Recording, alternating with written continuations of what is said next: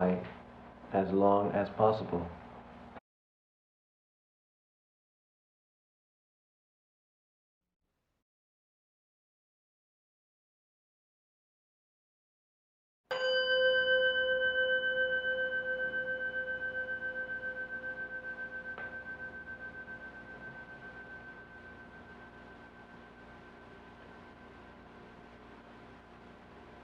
You are now about to begin the great adventure, the journey out of your mind. You will travel far beyond familiar reality into the level of transcendent awareness. You will leave behind you your ego, your beloved personality, which will be returned to you at the end of this voyage.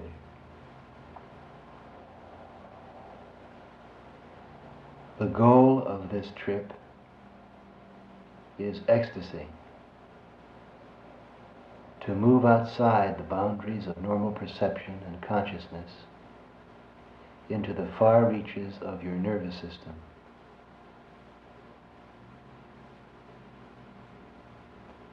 As you begin this journey, it is important to remember the following basic trusts and beliefs. You must be ready to accept the possibility that there is an infinite range of awarenesses for which we now have no words. That awareness can expand beyond the range of your ego, yourself, your familiar identity, beyond everything you have learned, beyond your notions of space and time, beyond the differences which usually separate people from each other and from the world around them. You must remember that throughout human history, millions have made this voyage. A few, whom we call mystics, saints, or Buddhas, have made this experience endure and have communicated it to their fellow men. You must remember, too, that the experience is safe. At the very worst, you will end up the same person who entered this experience. All of the dangers which you have feared are unnecessary productions of your own mind. Whether you experience heaven or hell, remember that it is your mind which creates them. Avoid grasping the one or fleeing the other.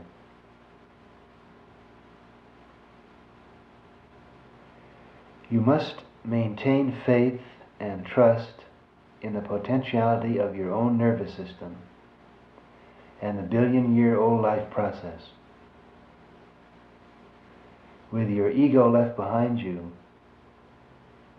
your brain can't go wrong. Try to keep the memory of a revered teacher or a trusted friend whose name can serve as guide and protection. Trust your divinity. Trust your brain. Trust your traveling companions.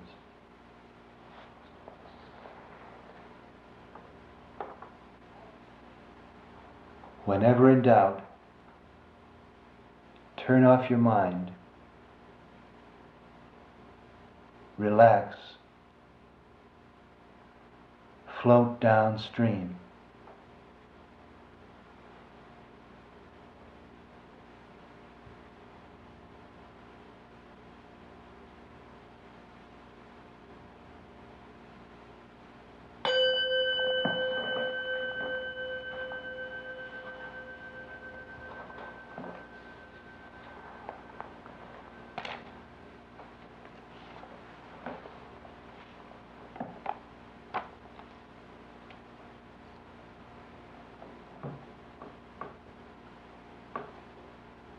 in order for your consciousness to flow beyond the confines of the normal body ego, it is necessary to undo the bonds which chain you to the external world,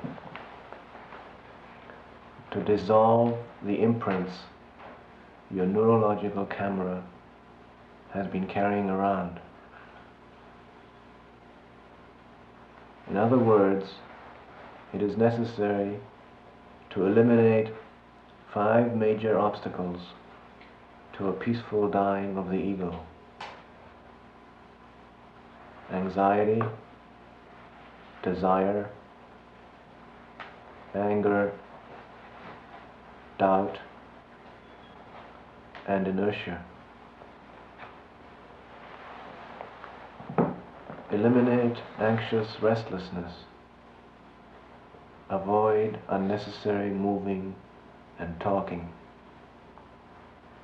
Instead, maintain a calm, relaxed awareness, keeping your body, your feelings, and your intellect still, like a quiet pool of water.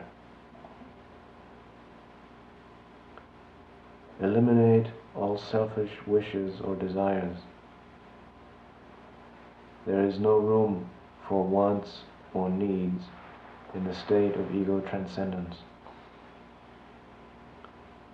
Instead, adopt an attitude of joyous acceptance of anything that might occur, an affirmation of the energy process which will sweep you along. Eliminate any anger or ill will or irritation that you may feel towards anyone, because this will prevent letting go and tend to produce a negative experience. Instead, meditate on love and trust towards everyone, especially your traveling companions on this cosmic journey. Eliminate doubt and suspicious skepticism. A negative attitude will hold you back. Instead, meditate with serene confidence on the unimagined potentials of your nervous system and try to make contact with the basic life source that is within you. Finally, eliminate inertia and laziness. Maintain a state of calm alertness, ready at any moment to move your attention from one focus to another, ready to recognize the stages of the experience as you pass in and out of them.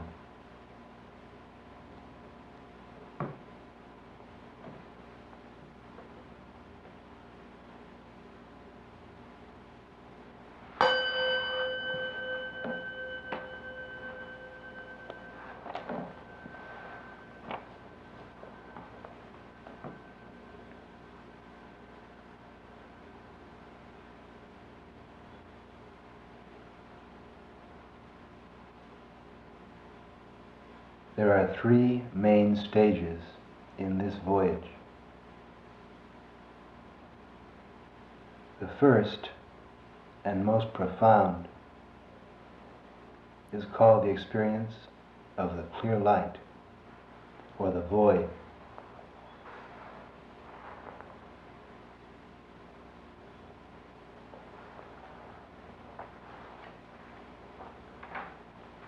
Here you merge completely with the basic energy process. There are no thoughts, no images, no hallucinations, no pleasure or fear, no I to experience. The drop of water is merged in the ocean.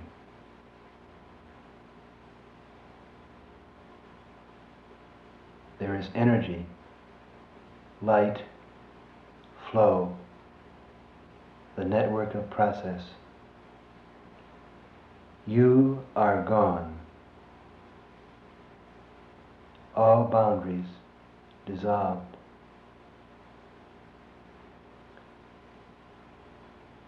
The second and longest phase is called the period of hallucination, of game visions and revelations. A part of your ego has reasserted itself,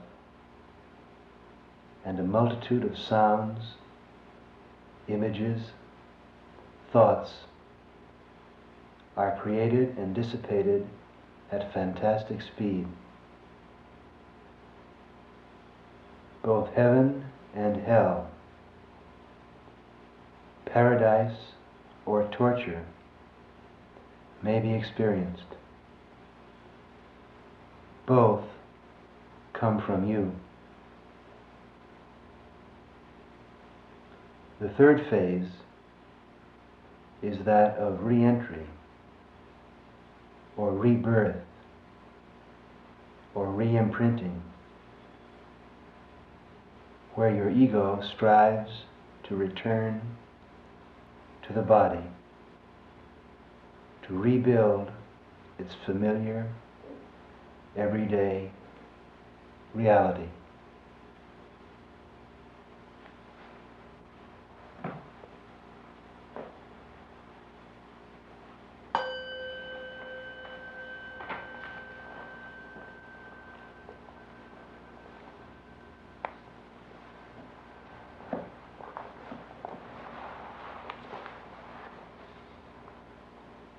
As you reach unimagined levels of awareness, try to remember these three phases and try to recognize where you are. Do not attempt to control or rationalize the experience. Let it flow and enjoy the process. You will be returning soon enough. All too soon. There is plenty of time for figuring it all out later. Turn your attention to your body. Try to become conscious of every cell in your body. Notice how various unusual sensations are pulsating through your limbs. The flow of the energy process may cause your body to tremble, or to feel hot, or cold, or to feel pressure in your head.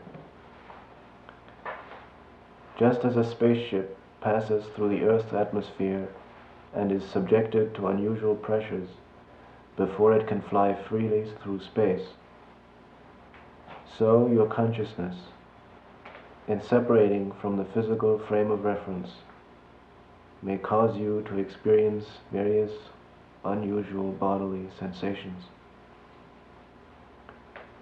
These are the landmarks of the transition points of consciousness.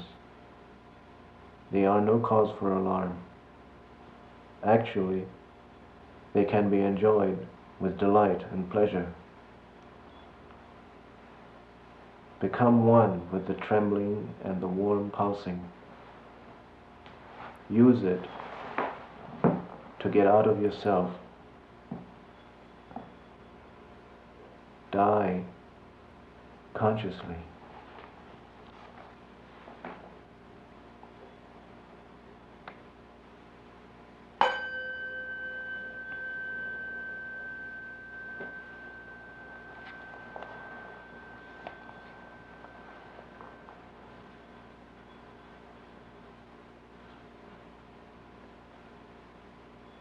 There are many ways in which ego death may be experienced.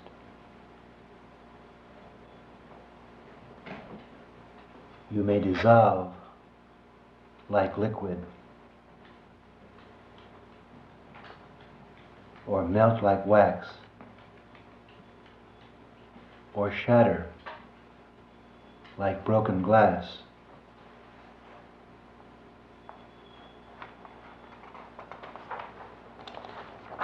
or fragment like a mosaic, or be pulled to pieces,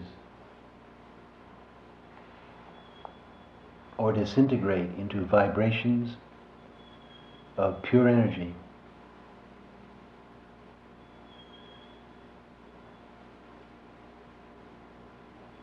Let happen whatever happens.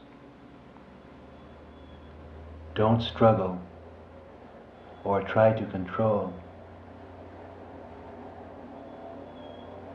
Accept, enjoy, merge.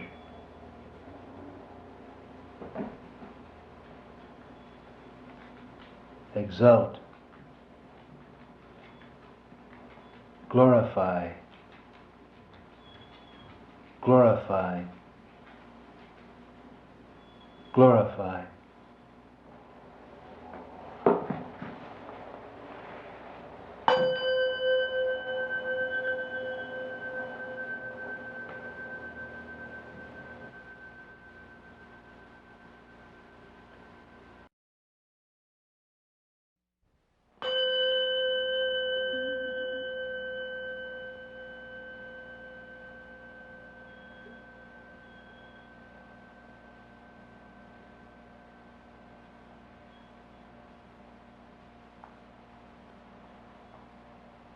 Coming back.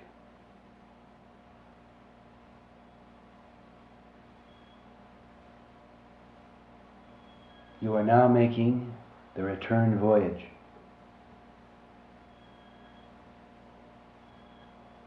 You are returning to the world of familiar things.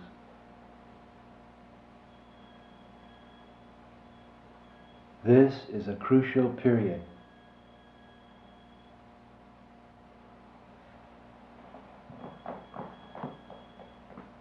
The things you see and the people around you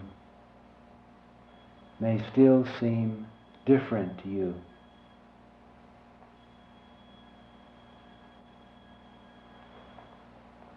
Do not try to rush your re-entry.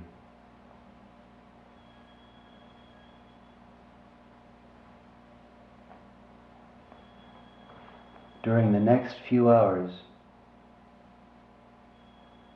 imprints will be formed which will determine how you will see things in the days to come.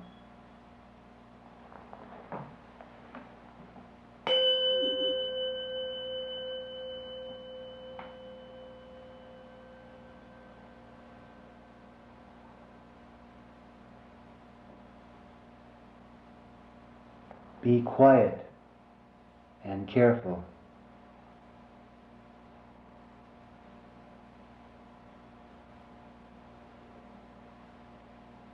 Be aware of the photographs you are taking now with your neurological camera.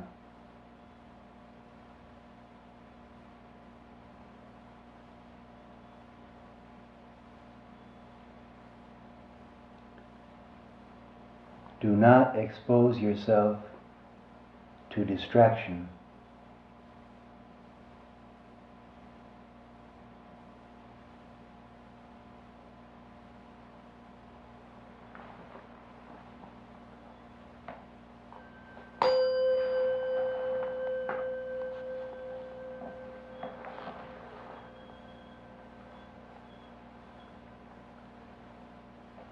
You may feel that you have supernormal powers, telepathy or clairvoyance. Do not make the mistake of thinking that these powers are yours through merit. They are merely the natural signs that you are in the re-entry phase.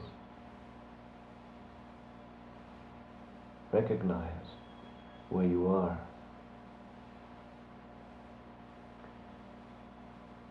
A Zen master said, "My greatest miracle is that when I feel hungry, I eat, and when I feel thirsty, I drink."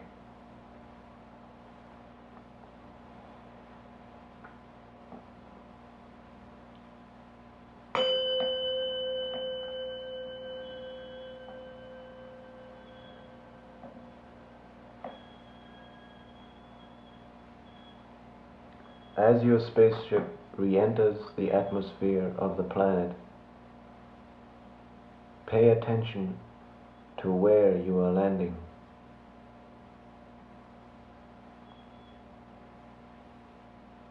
This is a unique moment of free choice. The chess pieces which comprise your personality can be arranged in many different ways.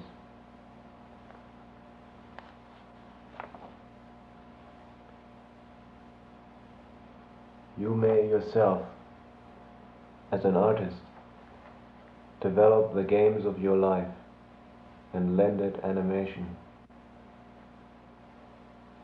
You may complicate it or enrich it as you please.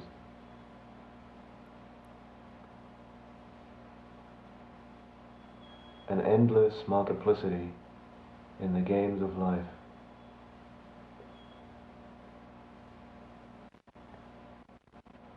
That is just what life is when it is beautiful and happy. A game. One can also do all kinds of other things with it. Make a duty of it, or a battleground, or a prison. But that does not make it any prettier.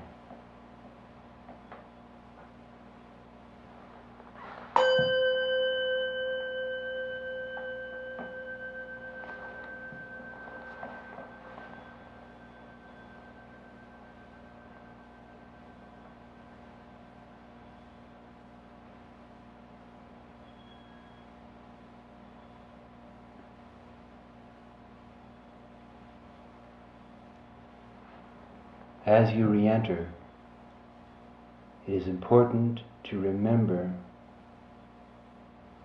the effect of your own attitude.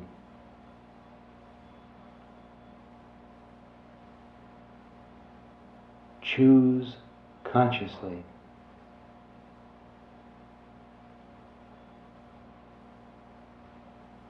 Be aware of where you are going as you return to routine life.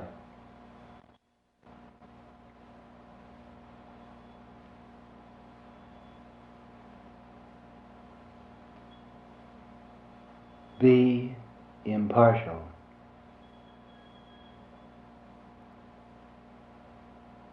Do not re-enter into your old robot out of fear.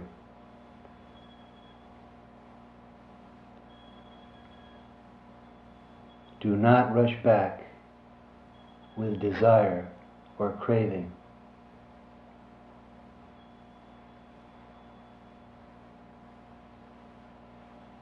Be detached.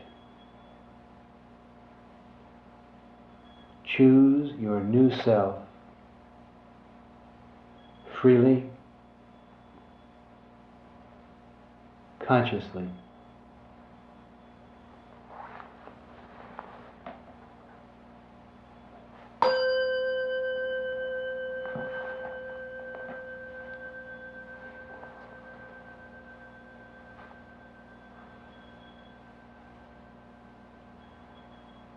You have 5 centers of conscious functioning.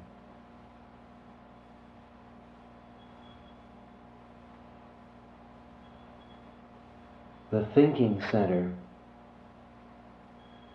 will make its own new imprint. Your feeling center will make its own new imprint.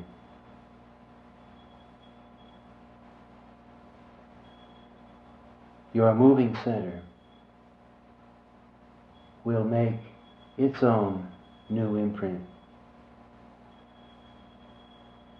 Your sexual center will make its new imprint. Your instinctual center will make its new imprint.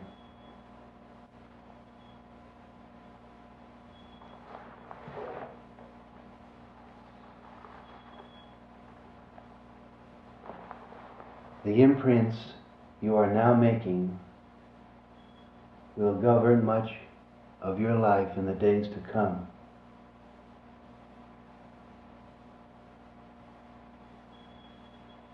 The imprints you are now making of other people will remain strong in the days to come.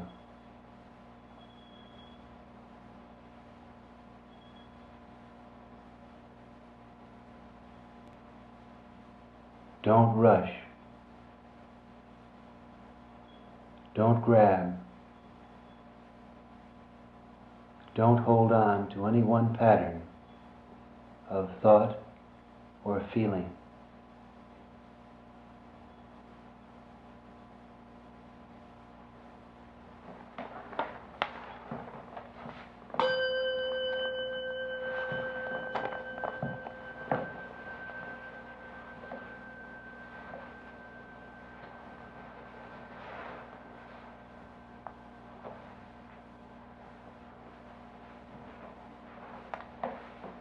Two monks were walking near a brook. They met a girl unable to cross. The first monk picked the girl up and carried her over. They continued their walk in silence. That evening, the second monk finally turned to his companion and burst out, "You know we are forbidden to even look at women, far less touch one. Why did you do that?" The first monk replied, "I set her down 3 hours ago. Are you still carrying her?"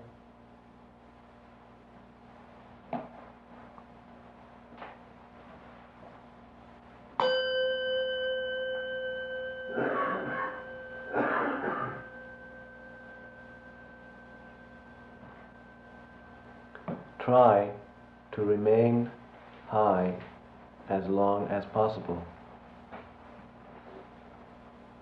If you have started to come down already, try to regain the transcendence of the earlier, most intense period. This will ensure a smooth, gradual re-entry.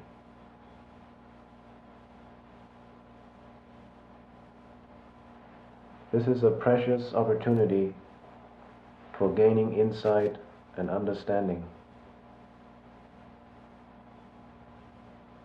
Do not waste it by rushing back to your familiar world out of desire or fear.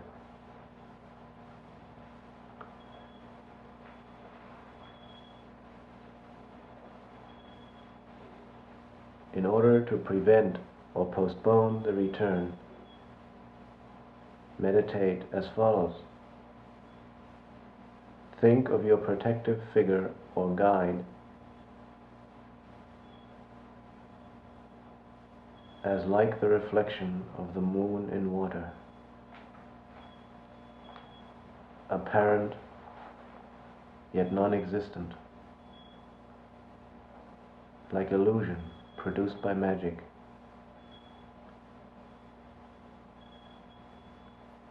With this in mind, contemplate the figure tranquilly. Then let the visualized form melt away, starting at the extremities. Meditate without thinking upon the void, clear light.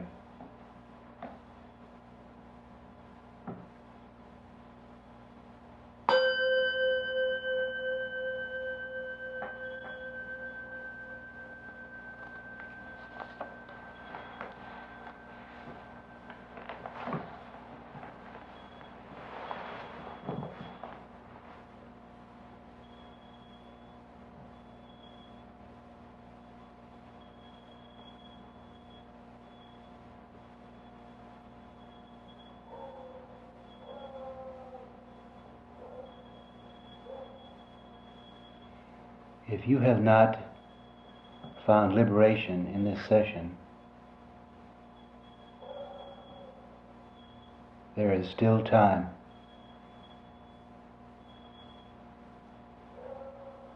Meditate as follows.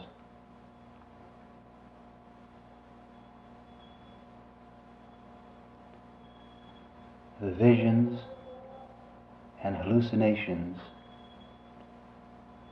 which you are now having, indeed, all phenomena are in their nature illusions. However reality may appear to you, in truth, it is unreal. Dreams, apparitions, non-permanent, non-fixed,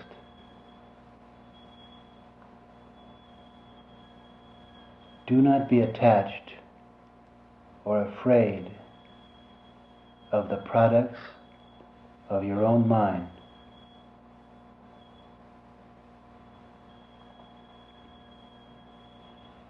If you take these illusory forms for reality,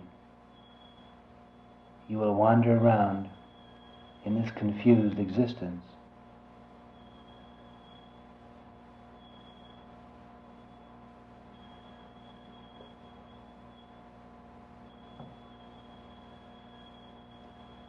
They are like dreams, echoes, cities of clouds, mirages, mirrored forms,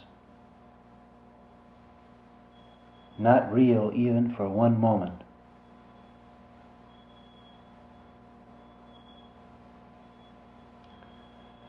Hold one-pointedly to that train of thought,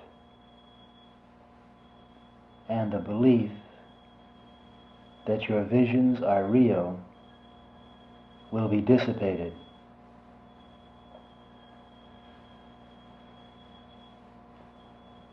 The world will glow for you, and liberation attained.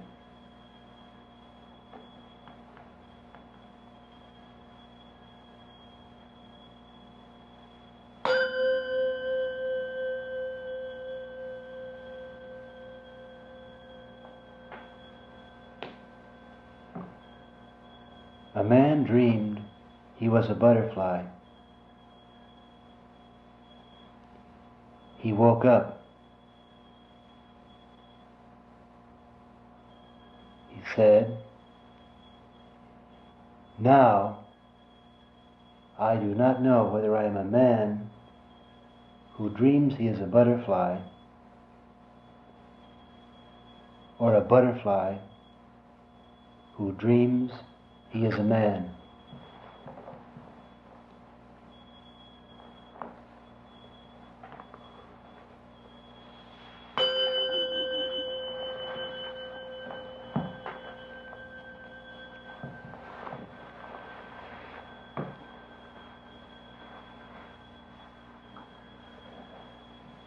Sometime during this period, your spaceship may encounter turbulence as it re-enters the atmosphere of the Earth. You may feel confused and bewildered. You may wonder about your sanity. You may look at your fellow voyagers and friends and sense that they cannot understand you. You may think, "I am dead. What shall I do?" and feel great misery, like a fish out of water. You may wonder if you will ever regain your normal self. Familiar places, relatives, people known to you appear now as in a dream or through a glass darkly. If you are having such experiences, thinking will be of no avail. So do not struggle to explain. This experience is the natural result of your own mental program. Such feelings are signs that you are in the third or return phase of the session.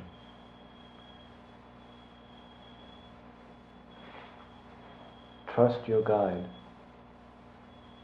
Trust your companions. Trust the natural flow of the process. Recognize calmly, without distraction.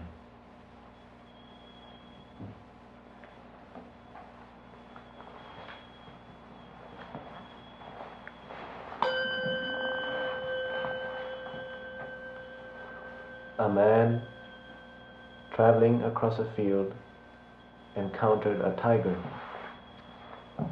He fled, the tiger after him. Coming to a precipice, he caught hold of the root of a wild vine and swung himself down over the edge. The tiger sniffed at him from above. Trembling, the man looked down to where, far below, another tiger was waiting to eat him. Only the vine sustained him. 2 mice, one white, one black, little by little started to gnaw away the vine. The man saw a luscious strawberry near him. Grasping the vine with one hand, he plucked the strawberry with the other. How sweet it tasted.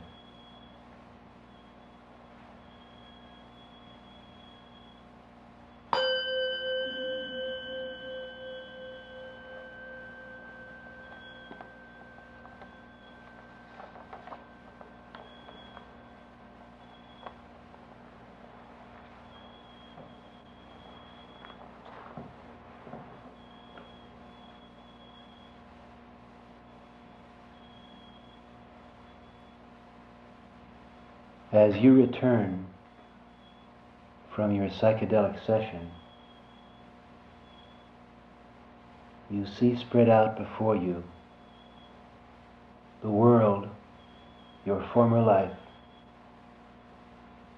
a planet full of fascinating possibilities, objects, and events. Each aspect of this return voyage can be a delightful discovery. Soon you will be returning to take your place in worldly affairs. The key to re-entry is this: take it easy, slowly, naturally. Enjoy every second. Don't rush. Don't be attached to your old games. Recognize that you are in the re-entry period. Everything you see and touch can glow with radiance. Each moment, a joyous discovery.